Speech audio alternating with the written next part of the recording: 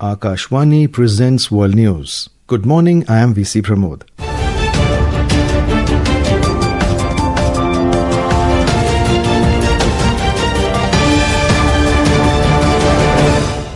The headlines. Prime Minister Narendra Modi to hold delegation-level talks with President of Philippines Ferdinand Romualdez Marcos Jr. in New Delhi today. New Delhi defends India's oil imports from Russia, calls criticism by US and European Union as unjustified and unreasonable.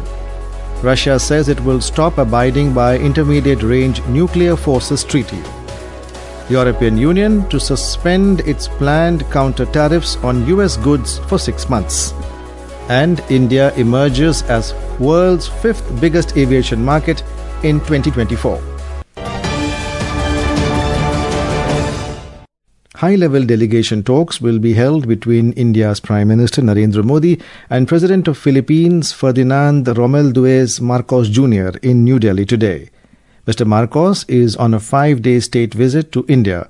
External Affairs Minister Dr. S. Jaishankar has expressed confidence that talks between the two leaders will significantly deepen bilateral partnership. Our correspondent has filed this report. During the bilateral talks, India and Philippines will review the entire gamut of bilateral relations by focusing on trade and investment, defense and security, maritime cooperation, agriculture, healthcare, pharmaceuticals, and digital technologies. Several MOUs in different sectors are also expected to be signed in the presence of Prime Minister Narendra Modi and President of Philippines Ferdinand Marcos. Economic engagement is an important aspect of India-Philippines bilateral relationship. Bilateral trade between the two countries reached $3.5 billion in 2023-2024. In recent times, defense, security and maritime cooperation between the two countries have expanded. Presence of Indian companies in the Philippines operating in various sectors like IT, healthcare, pharmaceuticals, textiles, infrastructure, chemicals, automobiles and agriculture have increased multifold. With Bhupendra Singh, Adarsh for Akashvani News, Delhi. Philippines Science Minister Dr. Renato U. Solidum Jr. called on India's Science and Technology Minister Dr. Jitendra Singh in New Delhi last evening. The meeting marked a renewed momentum in India-Philippines science and technology cooperation, anchored by the recently signed Programme of Cooperation POC for the period 2025 to 2028. Under the POC, the two countries have agreed to facilitate joint research and development, exchange of scientists, capacity building programs, and the sharing of non-proprietary scientific data. Dr. Singh said that there is an immense scope for collaboration in agricultural biotechnology, geospatial technology, and disaster risk mitigation, and these areas can be immediate starting points for joint research. The Ministry of External Affairs has said that it is unjustified and unreasonable for India to be targeted by the United States and the European Union for importing oil from Russia after the Ukraine conflict. In a statement, the ministry asserted that, like any major economy, India will take all necessary measures to safeguard its national interests and economic security. The ministry added that India began importing oil from Russia because traditional supplies were diverted to Europe after the conflict began. It said that the US had actively encouraged such imports by India at that time to strengthen global energy market stability. The ministry emphasized that India's imports are intended to ensure predictable and affordable energy costs for Indian consumers and are a necessity compelled by the global market situation. Brazil's Supreme Court has ordered the house arrest for the country's former president Jair Bolsonaro. He is on trial for allegedly masterminding a coup plot to remain in office despite his defeat in the 2022 election. This case has gripped the South American country as it faces a trade war with the Trump administration. South Korea and the United States held talks this morning on ways to broaden ties in the artificial intelligence AI sector ahead of an upcoming bilateral summit. South Korea Science Minister met with Director of the White House Office of Science and Technology Policy in Seoul to explore opportunities for expanding cooperation in the area. According to the Ministry of Science, the meeting took place on the sidelines of the Asia-Pacific Economic Cooperation 2025 Digital and AI Ministerial Meeting. In Bangladesh, the July Declaration will be presented before the nation at 5 p.m. today. The declaration will be unveiled at a public gathering at South Plaza of Jatiya Sangsad Bhavan in Dhaka. Chief Advisor of the Interim Government of Bangladesh, Professor Mohammad Yunus, is expected to be present on the occasion, reports Bangladesh Sangbad Sanstha. The July Declaration is an official declaration of the July mass uprising of 2024 in Bangladesh. This is Akashwani giving you the world news. For quick news updates round the clock, follow us on our X handle @AIR News Alerts. And for details of these stories and more, log on to our website www.newsonair.gov.in and download the News on AIR app.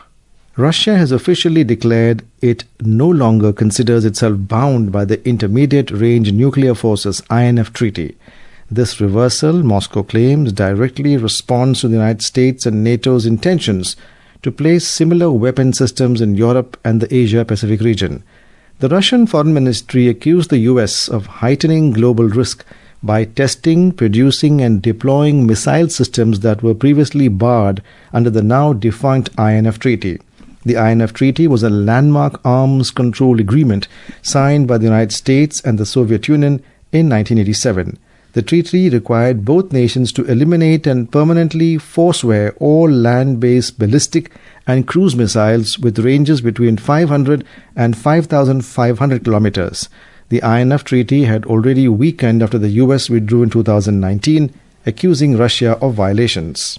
The European Union will suspend its planned counter-tariffs on US goods for 6 months following a temporary trade deal with President Donald Trump. The move delays 2 packages of retaliatory measures, one responding to US tariffs on steel and aluminium and the other to broader baseline and automotive tariffs. India has emerged as the world's 5th biggest aviation market, handling 211 million passengers, while Mumbai-Delhi was one of the busiest airport pairs in 2024. This was stated by International Airports Transport Association, IATA, which has released the latest edition of the World Air Transport Statistics for 2024. We have a report. India saw 211 million air passengers last year, a growth of 11.1% compared to 2023, ahead of Japan, which handled 205 million passengers with an annual rise of 18.6%. The US remains the world's biggest aviation market with 876 million passengers in 2024 on the strength of its domestic market, growing 5.2% year-on-year. China was the second biggest passenger market with 741 million passengers, a growth of 18.7% compared to 2023. While UK was at the third spot with 261 million passengers, Spain stood at the 4th position with 241 million. The figures include all international and domestic passengers departing or arriving in each country. Among the top 10 airport pairs, Mumbai-Delhi was the 7th busiest, carrying 5.9 million passengers in 2024. Yashasvi Kiryal, Akashwani News, Delhi. Argentina dominated the 2025 Pan American Cup, winning gold in both the men's and women's hockey tournaments in Montevideo, Uruguay. The United States took silver in both categories, while Canada's men and Uruguay's women claimed the bronze medals. With these results, Argentina men and US women secured qualification for the 2026 FIH Hockey World Cup in Belgium and Netherlands. And now, before we end the bulletin, the headlines once again. Prime Minister Narendra Modi to hold delegation-level talks with President of Philippines, Ferdinand Romualdez Marcos Jr. in New Delhi today. New Delhi defends India's oil imports from Russia, calls criticism by US and European Union as unjustified and unreasonable. Russia says it will stop abiding by Intermediate Range Nuclear Forces Treaty. European Union to suspend its planned counter-tariffs on US goods for 6 months. And India emerges as world's 5th biggest aviation market in 2024. And that is the end of this news bulletin.